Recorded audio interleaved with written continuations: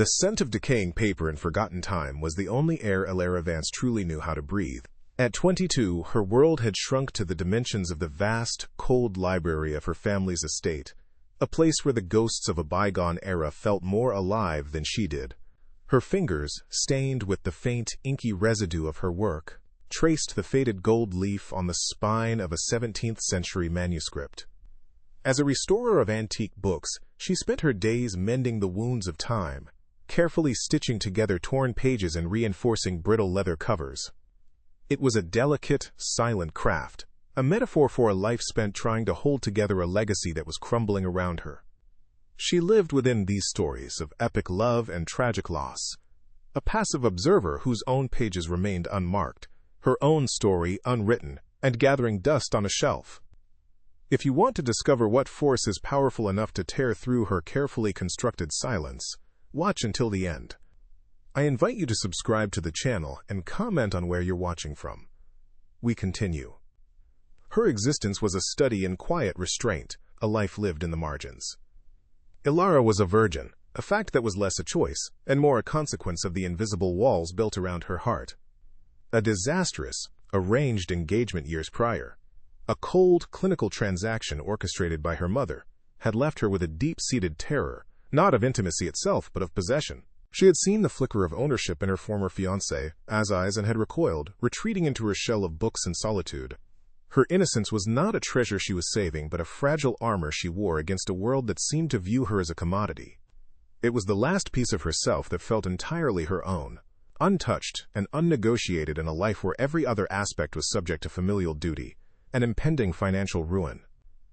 The Vance estate, a sprawling Gothic revival on the outskirts of Boston, was her gilded cage, though the gold had long since tarnished. The dripping ceilings in the West Wing and the overgrown gardens were constant reminders of their insolvency, a slow bleed of old money that her mother, Beatrice, desperately tried to conceal behind a facade of aristocratic pride. Elara felt the weight of this decay in her bones. She moved through the cavernous, drafty halls like a specter, her footsteps echoing in the oppressive silence. She was an asset, a beautiful, well-bred daughter, whose only remaining value lay in a strategic marriage. This unspoken truth hung in the air between her and her mother, a suffocating fog of expectation that made it impossible for Elara to dream of a life she might actually choose for herself. Her days were a monotonous loop of meticulous work and silent meals, each moment governed by a rigid, unspoken set of rules. She would wake before the sun, the chill of the old stone house seeping into her skin, and descend to the library. There, surrounded by the silent companionship of forgotten authors, she could almost forget the hollowness in her chest. But the feeling was a persistent ache, a profound sense of emptiness that whispered to her in the quiet moments between turning pages. She longed for a color she had never seen, a feeling she had only read about in the passionate prose of poets. Her life was a perfectly preserved artifact, beautiful to look at but devoid of the warmth of human touch, a life unlived and slowly petrifying. This internal void made her preternaturally observant. She noticed the way the afternoon light caught the dust motes dancing in the air, transforming them into a swirling galaxy of tiny, insignificant stars. She saw the subtle wilting of the single rose her mother insisted on placing in the foyer each week, a desperate attempt to maintain an illusion of vitality. These small melancholic details were the fabric of her reality. She felt a kinship with the broken things she mended, the books with fractured spines and water-stained pages. Like them, she felt she was a relic of a past that no longer had a place in the modern world, a fragile thing waiting for a pair of hands to either restore her or tear her pages out completely, forever altering the story within. The mirror in her bedroom was not a friend. It reflected a young woman with eyes that held the weary wisdom of someone much older, framed by a delicate face that seemed perpetually caught on the edge of a sad smile. She saw the potential for beauty, but it felt like something that belonged to someone else, a costume she was forced to wear. The reflection was not her, it was the Vance daughter, a carefully curated image of purity and breeding. Sometimes, late at night, she would trace the outline of her own lips, wondering what it would feel like to be kissed out of desire rather than duty, to be touched with a passion that was not a transaction. The thought was both terrifying and intoxicating, a forbidden spark in the tinderbox of her repressed heart, a silent prayer for a fire she feared would consume her whole. The city of Boston hummed with a life Alara could only observe from a distance, a vibrant, chaotic symphony she heard but could not join. From the back seat of the family's aging sedan on rare, obligatory trips, she would watch the world blur past her window. Students with backpacks slung over their shoulders, laughing with an ease she couldn't comprehend, couples holding hands, their intimacy a casual, public declaration, the relentless pulse of traffic and commerce. Her world, the Vance estate, was an island of stillness adrift in this modern sea. It was a place out of time, governed by forgotten rules and decaying traditions, a silent mausoleum separated from the living city by more than just miles of manicured, now overgrown lawn. The wrought iron gates at the end of their long drive were not just a physical barrier but a temporal one, marking the line between the present and a past that refused to die. At the heart of this stagnant world was her mother, Beatrice Vance, a woman sculpted from equal parts pride and terror. Beatrice governed the crumbling estate with the unyielding discipline of a general commanding a losing battle.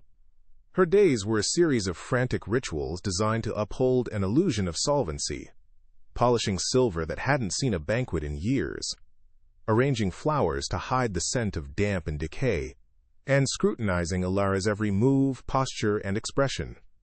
Her love was a conditional, suffocating force, contingent on Alara's perfect performance as the dutiful daughter.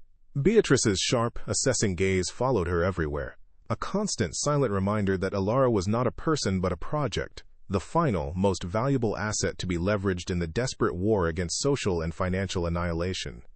Her mother's fear was a tangible thing, a cold draft that permeated every room. Dinner was a nightly performance of this oppressive silence. The three remaining Vances, Alara, her mother, and her father, a man long since faded into a ghost of weary resignation, would sit at the cavernous mahogany table, the space between them filled with unspoken resentments.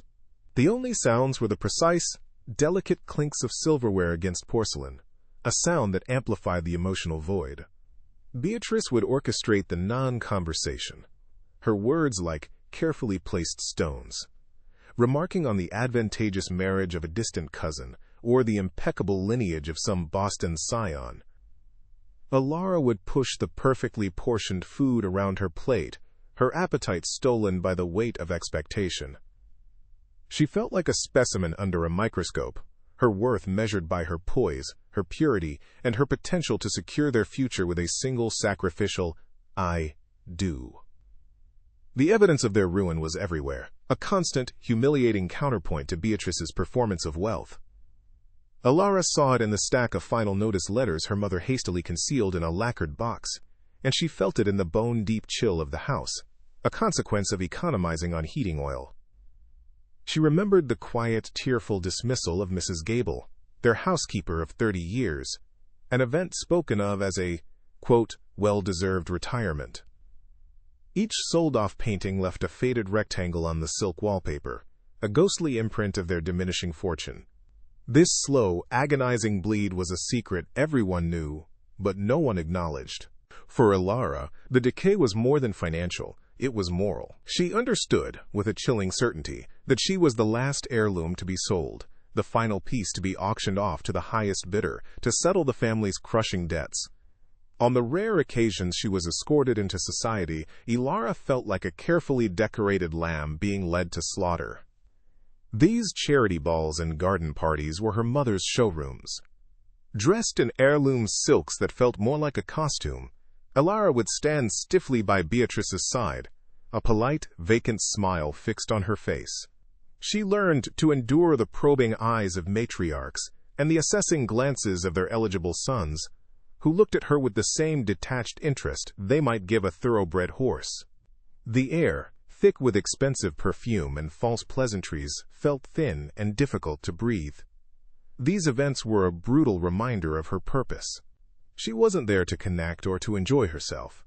She was there to be seen, to be valued, and ultimately to be claimed by a man who could restore the Vance name to its former glory. The memory of her first and only suitor was a scar she carried in the deepest part of her psyche. Arthur Pembroke had been her mother's choice, a man twice her age with cold, damp hands and eyes that held a chillingly proprietary gleam. During their brief, stilted courtship, he had spoken not of her, but of her lineage, of the good stock she came from. The moment that had shattered her was when he'd run a thumb over the spine of a rare book in her library and remarked, "Like this, you are a fine, well-preserved acquisition, a testament to good taste." In that instant, she saw her future laid bare. She would be another object in his collection, beautiful, silent, and owned. The terror that seized her then had never truly left, becoming the very foundation of the walls she built around her heart. Her library, therefore, became both her sanctuary and her cage. Within its silent, book-lined walls, she found a semblance of control. She could mend what was broken, impose order on the chaos of decay, and lose herself in stories of lives lived with a passion and freedom she could only dream of. Yet, the irony was a constant, bitter companion. She spent her days preserving the epic romances and heroic journeys of others, while her own life remained a blank, unwritten manuscript. The scent of aging paper and leather was the smell of her confinement, the dust motes dancing in the sunbeams a daily reminder of her own slow petrification. She was the guardian of 1,000 adventures, a prisoner in a fortress of paper and ink, desperately yearning for a single chapter of her own to begin. The unspoken contract between mother and daughter was often sealed with a simple, chilling gesture. Sometimes, as Elara prepared for an evening out, Beatrice would stand behind her, adjusting a pearl necklace or tucking a stray strand of hair into place. Her mother's touch was never warm or maternal. It was the precise, impersonal touch of a curator preparing an exhibit. In those moments, looking at their reflections in the antique mirror, Elara understood everything. Her body was not her own. It was a vessel for the Vance bloodline, an instrument for their salvation. Her purity, so carefully guarded by her mother, was their primary negotiating tool. It was the one untarnished thing they had left to offer, and Beatrice would not allow it to be squandered on anything as foolish or unprofitable as love. There were fleeting, agonizing moments when a crack would appear in the facade of her acceptance. A line of poetry, the sight of a wild bird taking flight outside the library window, or the distant sound of music from the city could trigger a deep, visceral ache for a life she would never know. For a breathtaking second, she would allow herself to imagine it, walking through a foreign city alone, feeling the sun on her face without a chaperone's shadow, or being kissed by someone whose eyes held not ownership, but adoration. The fantasy was a sharp, sweet poison. It made her reality all the more unbearable, the gilded bars of her cage all the more visible. She would quickly crush the thought, burying the desire under layers of duty and fear, for hope was a dangerous indulgence she simply could not afford. The atmosphere within the Vance estate grew heavier in the following weeks, charged with a new, anxious energy. Beatrice became even more meticulous in her preparations, her movements sharp and purposeful. There were hushed phone calls behind closed study doors and the arrival of financial advisors who spoke in low, somber tones. Her mother began speaking of a singular opportunity, a potential investor with the means to, quote, secure their legacy. The name Blackwood was mentioned once, a harsh, unfamiliar sound in the hushed halls of the old house. Elara felt a sense of foreboding, a primal instinct that she was being polished and prepared for a final, critical viewing. A storm was gathering on the horizon, and she knew, with a certainty that chilled her to the bone, that she was standing directly in its path, the designated sacrifice to appease the coming tempest. The name Damien Blackwood arrived before the man himself, a whisper of impending winter in the stifling summer air of the Vance estate. In Boston circles of power, he was not a man but a myth, a force of surgical destruction. He was the ghost in the machine of modern commerce, a self-made titan who had clawed his way up from an unknown, brutal past. His legend was built on the ruins of old money dynasties, just like theirs. Families he dismantled with a cold, bloodless precision that was both feared and grudgingly admired. He didn't just acquire properties. He erased histories, razing antiquated mansions to erect towers of glass and steel that scraped the sky. He was a creature of the future, and he had come to devour their past, a wolf at the door of their crumbling, gilded cage. He materialized not in a ballroom but in their library, the heart of Ilara's world, turning her sanctuary into a boardroom. He was 35, but his eyes held the profound, weary coldness of a much older soul. Dressed in a suit so dark it seemed to absorb the light, he was a stark slash of modernity against the faded tapestries and worn leather. His stillness was his most unnerving quality. While his lawyer shuffled papers and her father stammered through pleasantries, Damien Blackwood simply observed, his gaze sweeping over the room with a detached, assessing quality. He was a collector evaluating an acquisition, and Ilara felt a chill as she realized he was cataloging every crack in the ceiling, every faded patch on the rug, every weakness in their defense, calculating its price with unnerving accuracy. The meeting was a slow, methodical execution. Beatrice, for all her iron-willed pride, was visibly flustered, her usual commanding presence reduced to a brittle formality. Ilara's father, a man long defeated by the weight of their legacy, could barely meet Damien's gaze, his answers to the magnate's sharp questions faltering and weak. Ilara was meant to be an ornament, a silent testament to the family's good breeding, placed in a wing-back chair slightly behind her mother.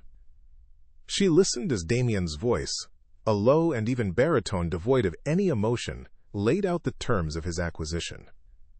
He spoke of demolition schedules and zoning permits, his words like steel blades methodically dismembering the very foundations of her existence.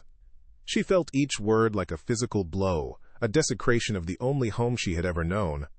His presence consumed the room's oxygen. He moved with an economy of motion that was almost predatory, his power emanating not from grand gestures, but from an absolute, unnerving control. When he picked up a small, leather-bound volume of poetry from a side table, Ilara's breath caught in her throat. His long, lean fingers, which looked as though they were more accustomed to signing billion-dollar contracts than touching something so fragile, traced the gilded title with a surprising gentleness. Yet his eyes remained cold, analytical. He wasn't appreciating the book. He was appraising it, reducing its history and soul to a line item on a ledger. For him, everything in the room, including the people, was part of a transaction, an asset or a liability to be managed, controlled, or liquidated. The breaking point came when a blueprint was unrolled across the large mahogany desk.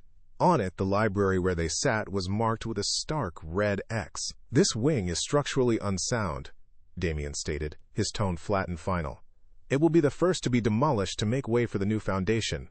Beatrice paled, but said nothing. Her father simply nodded, a puppet whose strings had been cut. But for Ilara, the words were a declaration of war. He was not just tearing down walls, he was proposing to tear out her heart, to obliterate the one place where she had ever felt a sliver of peace or purpose. The ghosts of 1,000 stories screamed in protest within her, and for the first time in her life a force stronger than fear took hold. "You can't." The words were a mere whisper, yet they sliced through the tense silence of the room with the shocking finality of shattering glass. Every head turned toward her. Beatrice's eyes shot daggers of fury and disbelief. Ilara's hands were clenched so tightly in her lap that her knuckles were white, but she forced herself to meet Damien Blackwood's gaze directly.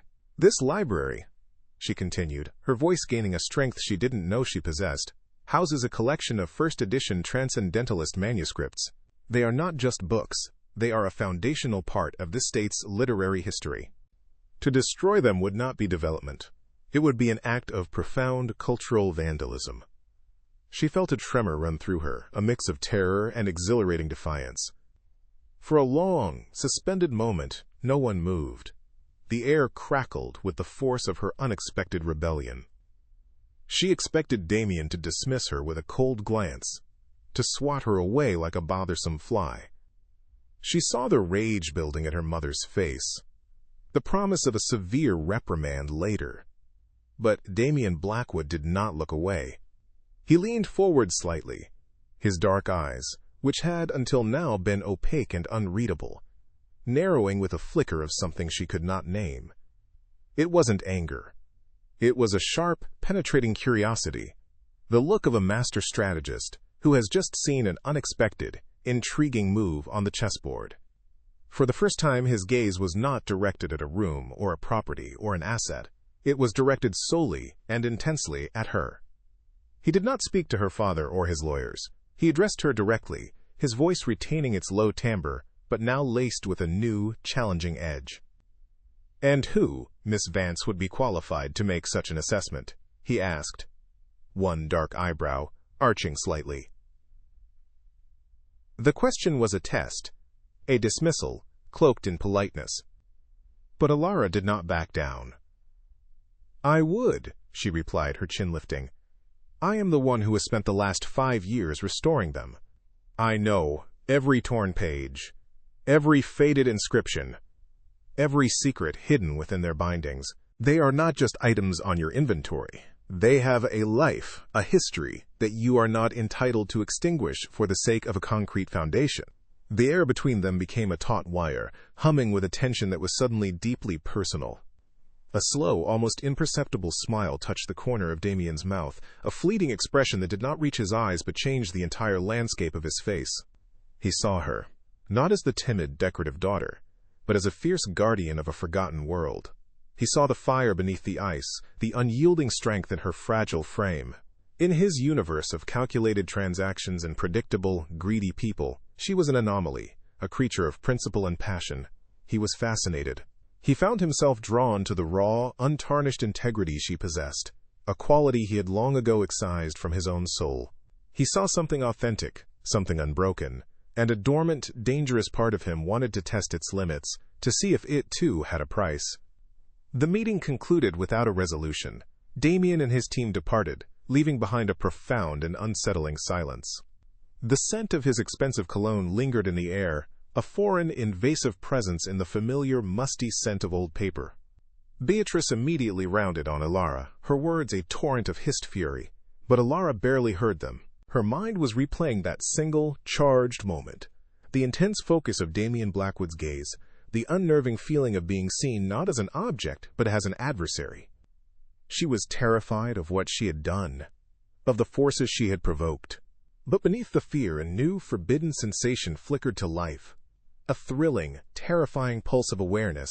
The wolf had not only been at the door, he had looked inside and seen her, and she knew, with a chilling certainty, that he would be back.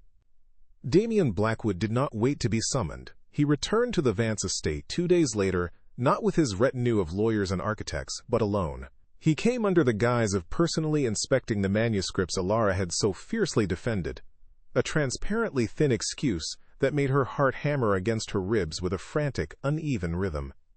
He walked into the library, her sanctuary, and the vast, silent room immediately seemed to shrink, its air charged and thinned by his presence.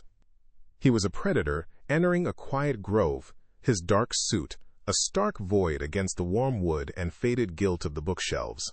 Alara, who had been meticulously repairing the spine of a worn copy of Emerson, felt his approach as a shift in barometric pressure, a silent warning of a coming storm. A profound sense of dread warred with a strange, unwelcome flutter of anticipation deep within her.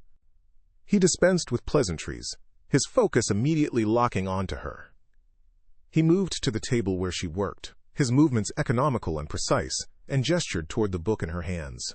Emerson, he stated, not as a question but as an observation. An idealist. He believed in the inherent goodness of man. His voice was a low, resonant baritone that seemed to vibrate in the very marrow of her bones. His questions began there, a sharp, intelligent interrogation disguised as casual interest. He asked about preservation techniques, about the specific acidity of the ink, but his eyes were not on the book.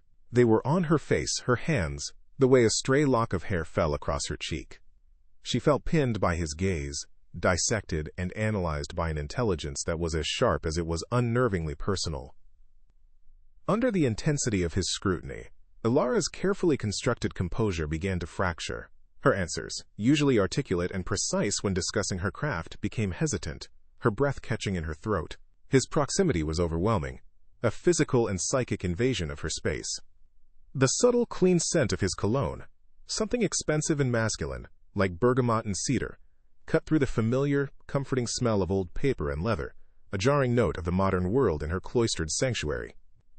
She was acutely, painfully aware of him, not as a corporate entity or a family threat, but as a man, The breadth of his shoulders beneath his tailored suit, the controlled strength in his hands, the unnerving focus in his dark eyes, it all registered with a clarity that both terrified and fascinated her, a silent betrayal of her own defenses. The air grew thick with unspoken words, a tension so palpable it felt like a third presence in the room. He reached across the small workspace to examine a different manuscript, a volume of Thoreau bound in dark green leather. As he did, the back of his hand brushed against her forearm. The contact was brief, accidental, yet it sent a jolt of pure, unadulterated heat through her. A lightning strike that left her skin tingling and her pulse skyrocketing. Her gaze flew to his, and for a single, suspended heartbeat, the world stopped. In his eyes, she saw not the cold assessment of a businessman, but a flicker of something raw and unguarded, a momentary flash of heat that mirrored her own shock. He withdrew his hand instantly, his expression once again becoming an impenetrable mask, but the damage was done. She was left trembling, the ghost of his touch a searing brand on her skin. His visits became a pattern, a series of calculated intrusions into her life. He would appear at the estate under various pretexts, consulting with a structural engineer about the West Wing, reviewing property deeds with her father. But he always found his way back to the library, back to her. He was a man at war with himself, and she was the battlefield. She could see the conflict in the rigid set of his jaw, in the way he would watch her with a fierce, possessive intensity before abruptly turning away, his demeanor icing over once more. He seemed drawn to her quiet integrity, to the unyielding passion she had for her work, yet he fought the attraction at every turn. He would challenge her opinions on literature and art, pushing and prodding as if trying to find a flaw, a weakness, a sign that she, like everyone else in his world, had a price. Their conversations began to stray from the safety of her books, venturing into more dangerous, personal territory. He would ask her questions that no one, not even her own mother, had ever bothered to ask. He asked about the stories she loved most, about the places she dreamed of seeing, about the silence she lived in. His inquiries were direct, almost surgical, yet they held a strange undercurrent of genuine curiosity. She found herself responding with a startling, reckless honesty, revealing small, hidden pieces of her soul. He would listen with that unnerving stillness, his gaze never leaving her face, making her feel both profoundly exposed and, for the first time in her life, truly seen. This exchange, devoid of any physical touch, was a form of intimacy more potent and terrifying than anything she could have ever imagined. Beatrice observed these developing encounters with the keen, calculating eye of a master strategist. She saw Damien's persistent interest in Alara not as a burgeoning, dangerous connection, but as a priceless strategic advantage. She began to orchestrate opportunities for them to be alone, encouraging Alara to serve him tea in the library, to engage him in conversation, to be charming. "He is a man of taste, Alara," her mother would say, her voice sharp with meaning. "Men like that appreciate refinement. Do not disappoint me." This constant pressure from her mother was suffocating. It stripped away any semblance of authenticity from her interactions with Damien, reinforcing the sickening feeling that she was nothing more than a beautifully decorated lure, a pawn being moved across a board in a game whose rules she didn't understand, and whose stakes were terrifyingly high. Alone in the cold silence of her bedroom at night, Alara found her thoughts consumed by him. The fortress of her mind, once a sanctuary of literary worlds and quiet contemplation, had been breached. She would lie awake for hours, replaying every word he'd said, dissecting every glance, reliving the electric shock of his touch.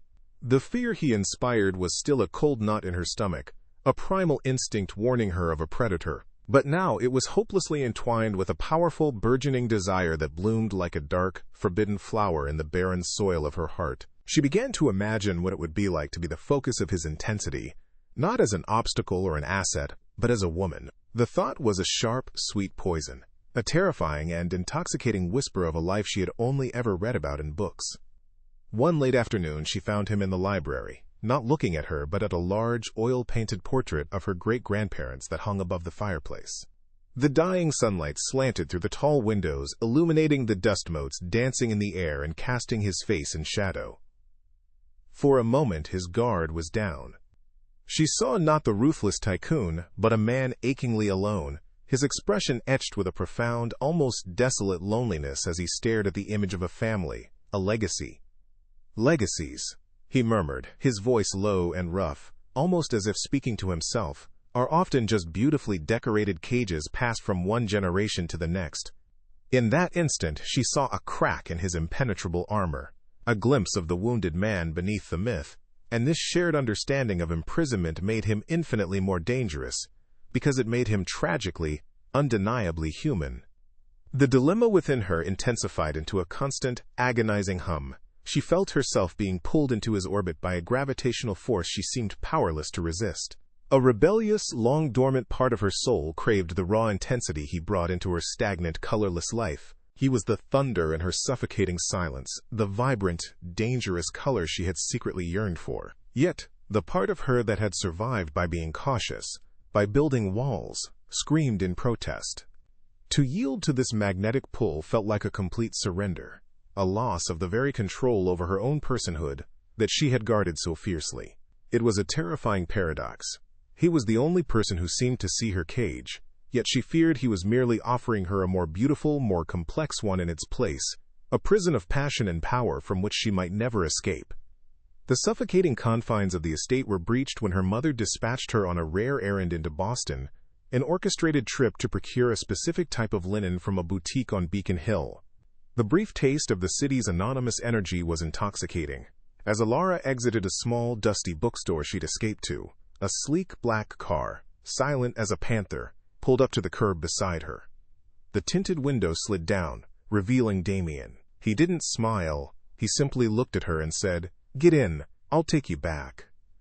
It wasn't a request. The enclosed space of the car was an entirely different world, a bubble of opulent leather and silence. The city lights streaked past the windows, a vibrant, blurry dream, but all Alara was aware of was the solid, still presence of the man beside her, the air between them crackling with a tension that was almost unbearable. He drove in silence for several minutes, the only sound the soft hum of the engine. Then, his voice cut through the quiet, low and direct. "Is it a home or a prison, Alara?" he asked, his eyes fixed on the road ahead. The question was so unexpected, so incisive, that it stole the air from her lungs. He wasn't asking about the property. He was asking about her life. He was asking her to name the thing she had never dared to admit even to herself. She couldn't form a reply, her throat tightening with a sudden, overwhelming surge of emotion. A single, hot tear escaped and traced a path down her cheek. The unshed tears in her eyes were answer enough. He didn't press her further, but she saw a muscle work in his tightly clenched jaw. He saw her cage more clearly than anyone ever had, and the acknowledgement was both a relief and a terror. As the car slowed, approaching the familiar imposing wrought iron gates of the Vance estate, he turned to her. The engine idled, creating a pocket of stillness in the encroaching twilight. "I have a proposition for you," he said, his voice stripped of its usual commanding tone, now something quieter, more serious. "I want to hire you, as a consultant, to oversee the archival and preservation of every book, manuscript, and document in that library before any work begins on the estate. You would have a budget, a staff, complete autonomy, and a salary, your own." It was a shocking offer, an unexpected lifeline. It was a chance for her to have purpose, agency, a life separate from her family's ruinous expectations. It was an offer of control, yet she knew, with chilling certainty, that it would bind her to him in ways a simple business deal never could. The proposition was a masterfully crafted trap, baited with everything she secretly craved: independence, respect for her skills, a way out. For the rest of the night, Ilara was consumed by an agonizing internal conflict. To accept his offer was to step willingly into his world, to cede a degree of control by becoming his employee, to subject herself to his regular presence and the dangerous, volatile chemistry that sizzled between them. It would be a daily dance on the edge of a precipice. But to refuse was to retreat back into her gilded cage, to accept her fate as a decorative asset waiting to be sold, to watch the slow, inevitable decay of her home and her spirit. It was a choice between the familiar, suffocating prison of her family and the vast, unknown, and terrifying territory of his influence and power. The next afternoon, when he came to the library for her answer, she did not give him one.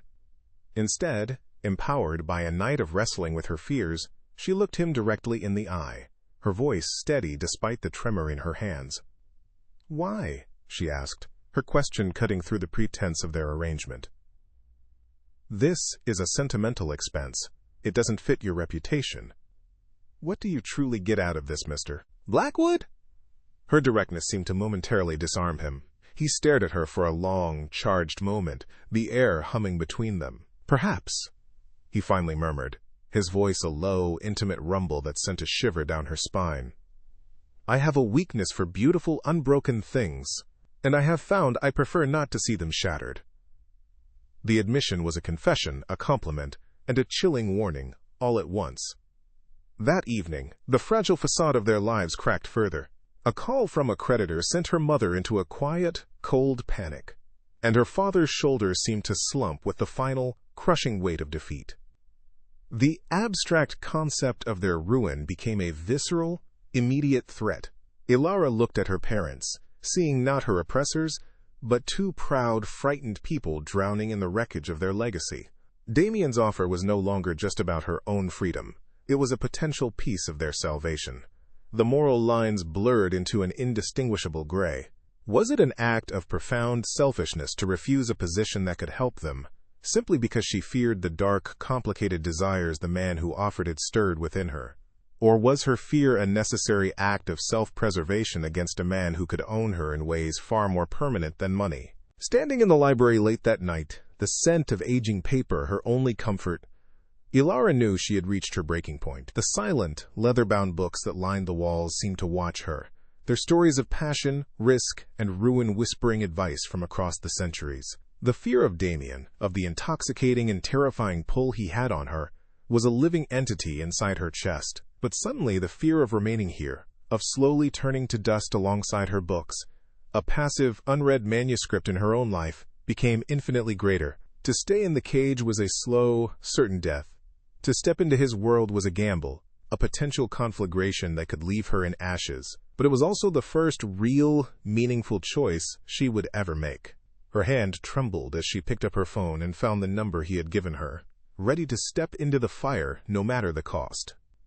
The final betrayal was not a shout but a whisper, a fragment of a hushed phone call Ilara overheard from the hallway outside her father's study. Her mother's voice, sharp and clinical, spoke of finalizing the arrangement and securing the Blackwood assets, the words weaving a noose around Ilara's future. The truth landed not with the force of a blow, but with the cold, creeping horror of a final sealed-off tomb. She was not to be married off for a title. She was to be sold, a piece of living collateral in a transaction to save their crumbling legacy. A profound, icy rage, an emotion so foreign it felt like it belonged to someone else, solidified in her veins. It propelled her past the portraits of her ancestors, out the heavy oak doors, and into the waiting night. She was not running away. She was walking into the heart of the storm, to confront the man who held the deed to her soul. The elevator in Damien's building was a silent, sterile capsule of glass and steel, ascending through the night with unnerving speed. It was a vertical journey from her world of decay and memory into his of cold, hard modernity. Below, the lights of Boston spread out like a fallen constellation, a universe of lives she had never been allowed to touch. Each ascending floor was a shedding of a skin.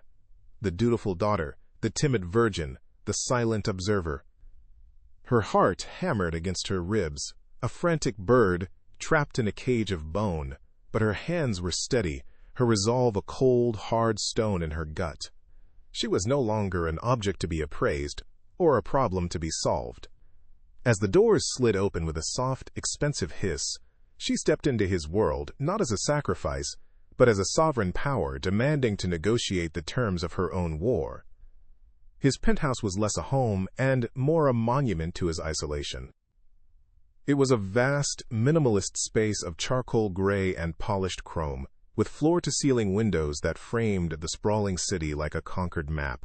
Damien stood by the window, a dark silhouette against the glittering skyline, a glass of amber liquid in his hand. He turned as she entered, his expression unreadable, yet she felt the jolt of his surprise like a static charge in the air.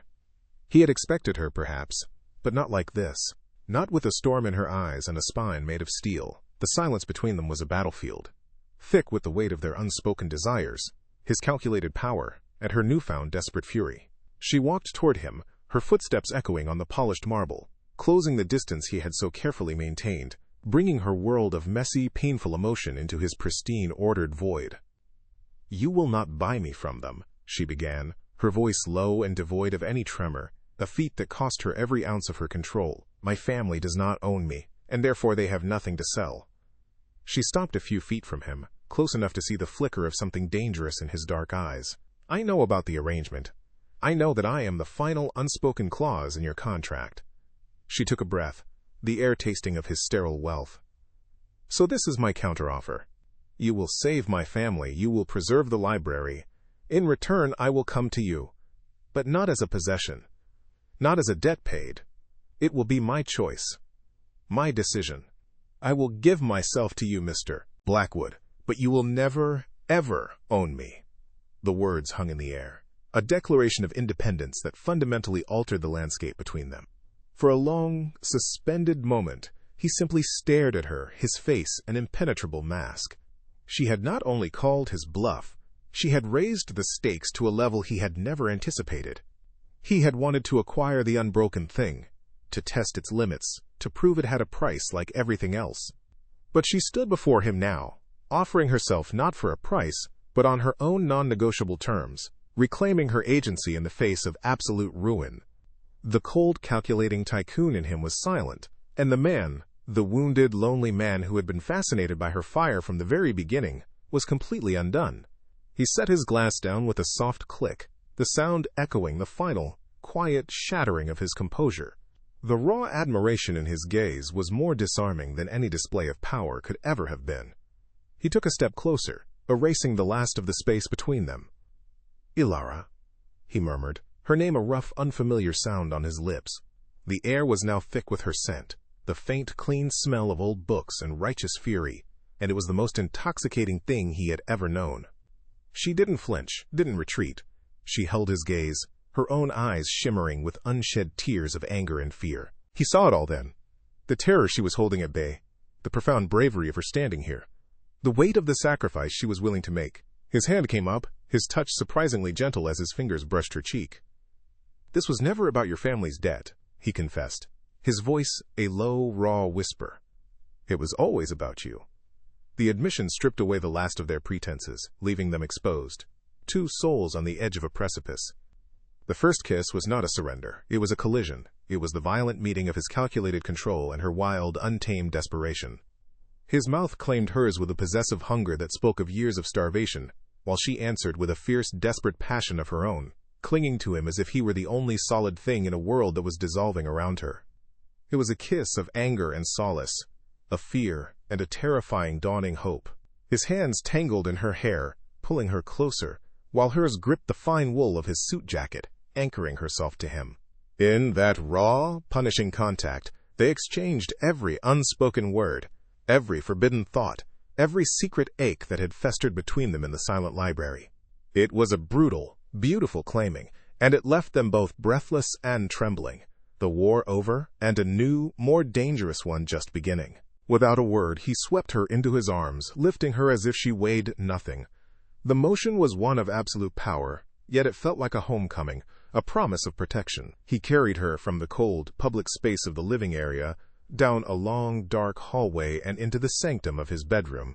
The city lights bled through the vast windows, painting the stark, monochromatic room in shades of silver and gray.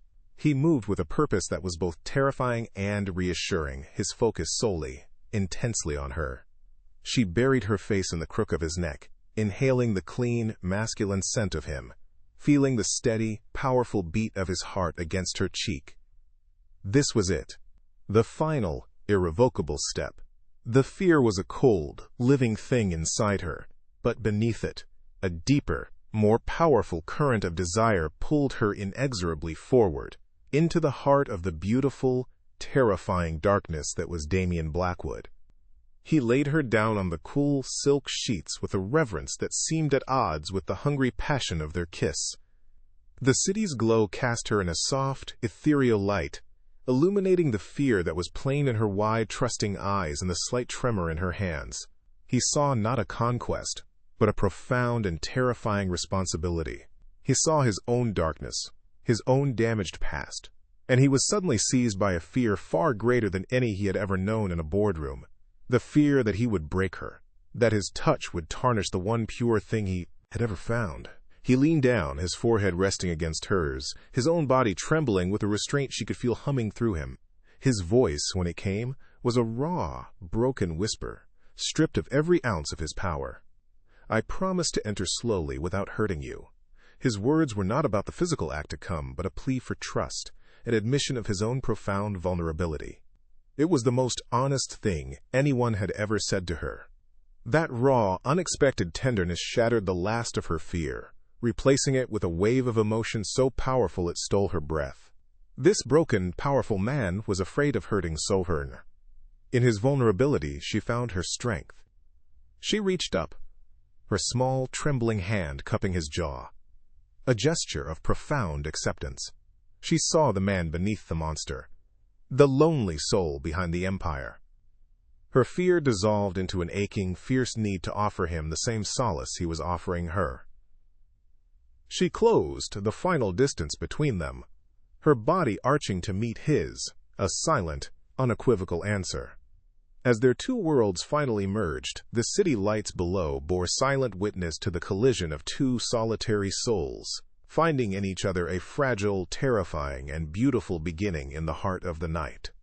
Ilara awoke not to the warmth of a body beside her, but to the cold, impersonal touch of high thread-count sheets in the vast, echoing silence of a room that felt more like an art installation than a bedroom. The sun was just beginning to bleach the night from the sky, casting long, geometric shadows across the polished concrete floor. Damien was gone. His absence was a physical presence, a void that sucked the air from the space. The memory of the previous night, the raw hunger of his kiss, the shocking tenderness in his voice, the complete and total surrender of her body, felt like a fever dream, a story that had happened to someone else. But the dull, unfamiliar ache deep within her was a stark, undeniable testament to its reality.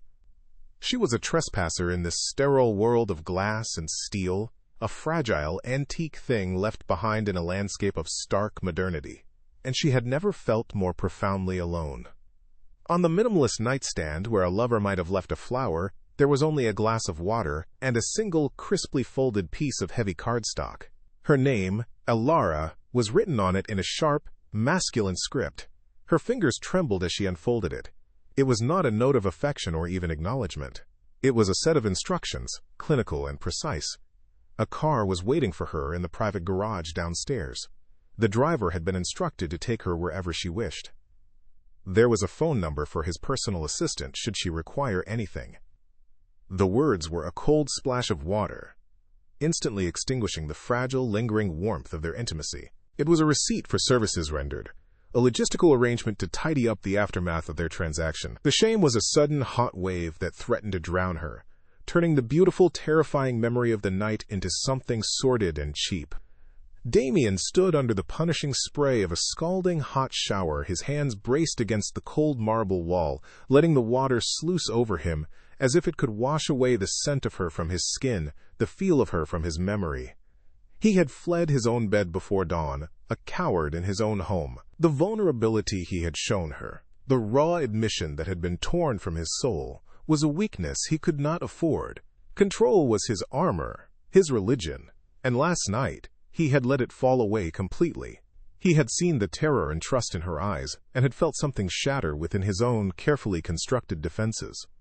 Leaving the note was an act of self-preservation, a desperate attempt to re-establish the boundaries, to put the transaction back into its proper, emotionless context. But the ghost of her touch lingered, a phantom limb he couldn't excise, a complication he hadn't factored into his otherwise perfect calculations. Overwhelmed by the sterile opulence and the crushing weight of his silent dismissal, Ilara dressed with frantic, clumsy haste. She didn't look at her reflection in the vast, frameless mirrors, afraid of the stranger who would look back. She needed to escape, to breathe air that wasn't conditioned, and scented with his wealth. She found her way to the private elevator, the silent descent, a journey back to a world she no longer recognized as her own. She took the waiting car, the leather seats cold against her skin, but instead of directing the silent driver back to the Vance estate, she asked him to take her to the Boston Public Garden. There, surrounded by the simple, anonymous beauty of swan boats and weeping willows, she sat on a cold bench and finally let herself tremble, a solitary figure adrift in a world that had, in the space of a single night, been irrevocably and terrifyingly altered.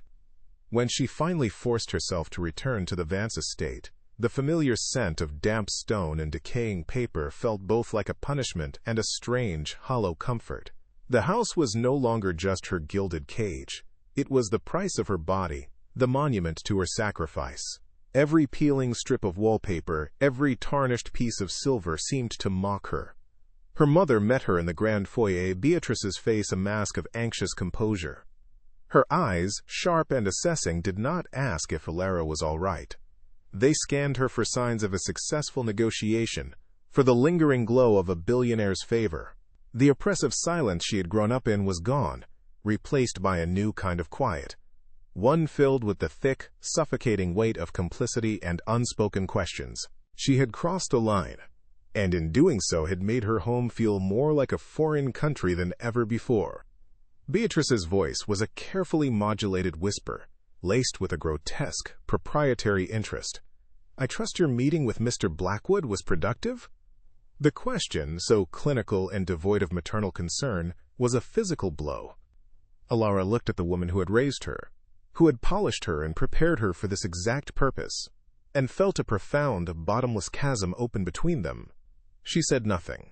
She simply walked past her, the rustle of her dress, the only sound in the cavernous hall. For the first time, she did not feel the need to explain, to apologize, to shrink herself to fit her mother's expectations. The transaction had cost her dearly, but it had also bought her this, a cold, hard, and liberating indifference. She had paid the family's debt, and in doing so had severed the emotional chains that had bound her to them for a lifetime. Miles away, in his sterile office overlooking the city, Damien stared unseeing at the stock market data scrolling across a dozen monitors. The world of numbers and logic, his usual sanctuary, offered no solace. His mind was a chaotic landscape of sensory details, the surprisingly fierce grip of her small hands on his suit jacket, the taste of her fear and desire, the sound of her soft gasp as their bodies finally became one. He had intended the acquisition of the Vance estate to be a simple, bloodless victory. He had intended his arrangement with her to be a test, a cold confirmation of his belief that everything and everyone had a price. Instead, she had met his cynicism with a terrifying, unvarnished honesty that had breached his defenses. He had won. He had secured the property and possessed the woman. But the victory felt like a profound loss, leaving him with an aching, unfamiliar void that no amount of power or wealth could ever hope to fill. Back in the quiet sanctuary of her library, Elara ran her fingers over the spine of a worn, leather-bound book of poetry. The familiar texture should have been a comfort, but her own skin felt alien to her. She felt marked, altered down to a cellular level. The guilt was a heavy shroud, a voice that whispered she had traded her soul for her family's solvency, that she had become the very thing she'd always feared, an object in a transaction. Yet, beneath the shame, a new, unfamiliar sensation was taking root. It was a fierce, defiant spark of power. She had not been a passive victim. She had walked into the lion's den, looked the predator in the eye, and dictated her own terms. She had made a choice. It was a terrible, devastating choice, but it had been hers alone.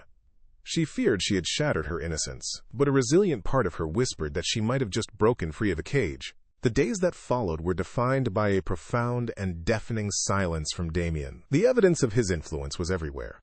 An email from a bank confirming a massive wire transfer that had cleared the family's debts. A discreet team of architectural surveyors who roamed the grounds, meticulously avoiding the library wing as per his unspoken command. He was a ghost in their lives, his power moving silently through the foundations of their world, yet he himself remained completely absent. The silence was more cruel than any confrontation. It relegated their night together to a closed ledger, a finalized clause in a business deal. For Ilara, each passing day without a word from him was a fresh confirmation of her deepest fear, that for him she had been nothing more than the final, beautiful, and ultimately disposable price of his acquisition. One rainy afternoon, as she worked to restore a fragile, water-damaged page of a Walt Whitman manuscript, Ilara noticed the steadiness of her own hands. The tremor that had been her constant companion for weeks was gone. She meticulously applied the adhesive, her focus sharp and unwavering, her breath even. The fear and the shame had not vanished. They were now a part of her, woven into the fabric of her being like a dark, indelible thread. But they no longer owned her. The night she had spent in Damien's world, the fire she had walked through, had not consumed her, it had forged her. Looking up, she caught her own reflection in the dark rain-streaked glass of the library window. The face that stared back was no longer that of a frightened girl. It was a woman's, etched with a sorrowful wisdom but underpinned by a new, unbreakable resolve.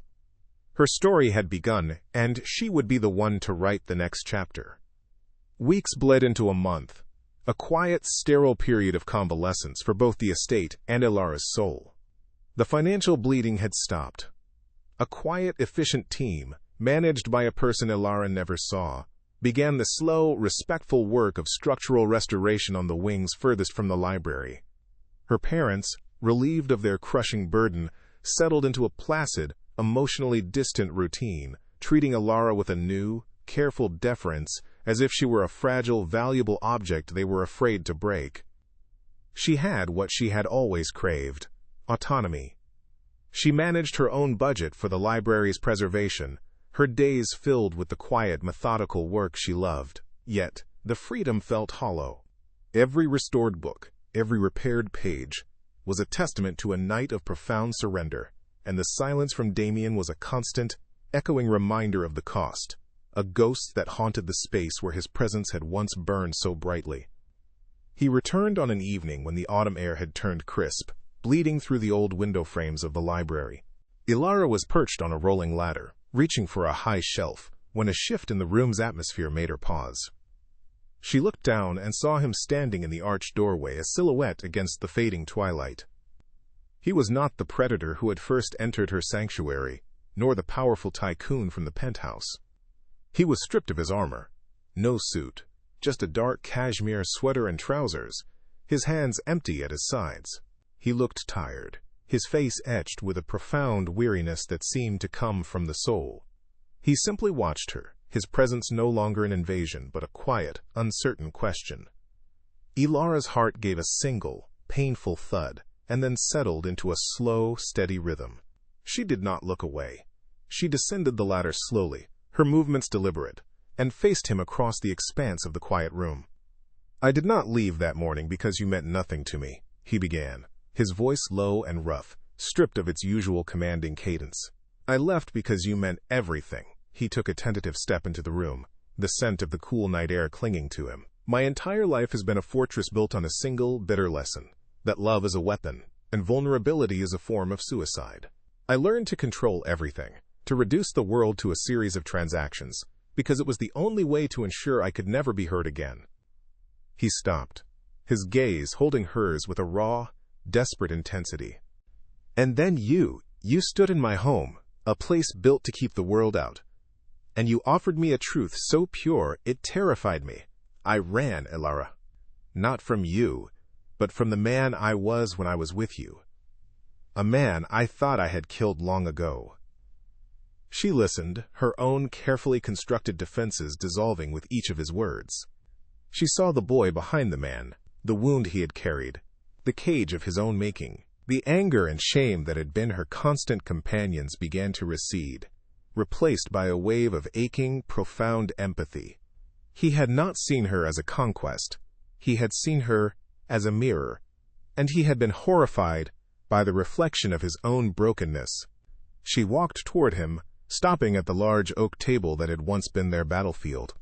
"We were both prisoners," she said, her voice soft but clear, holding no judgment, only a shared, sorrowful understanding. "I was trapped by my family's past, and you were trapped by yours. What happened between us, it was not a transaction. It was an escape, for both of us." Her words were not an absolution, but an acknowledgement of their shared humanity, a bridge across the chasm of their loneliness. He closed the remaining distance between them, his eyes searching her face, filled with a hope so fragile it was heartbreaking. From his pocket, he pulled not a contract, but a single ornate, antique key, the master key to the Vance estate. He laid it gently on the cover of a restored book of poetry that lay on the table. "The house, the grounds, the accounts my lawyers established, it is all yours, unconditionally. It was never leverage. It was an apology I didn't know how to voice." He looked at her, his soul bared in his gaze. "Your freedom is the only term that matters now. You can stay and build a life here. Or you can take the funds and disappear, and I will never bother you again. The choice is yours." He took a step back, physically ceding the power to her, his posture one of complete and total surrender to her will, his fate resting entirely in her hands. Ilara looked from the key, the cold metal symbol of her absolute and hard-won freedom, to the face of the man who had been both her captor and her liberator. The library, once her sanctuary and then her prison, was now simply a room filled with the quiet, patient potential of a future yet to be written. The story was no longer about escaping a cage, but about what one does with the terrifying, beautiful emptiness of an open sky. She did not pick up the key. Instead, she reached across the table, her fingers gently closing over his. His hand was cold, but it warmed instantly to her touch. A slow, tentative smile, the first truly genuine smile of her adult life, bloomed on her face, a promise of a chapter not yet imagined. If you believe some stories are worth the pain of their beginning, I invite you to subscribe, like, and share your thoughts on what it truly means to be free.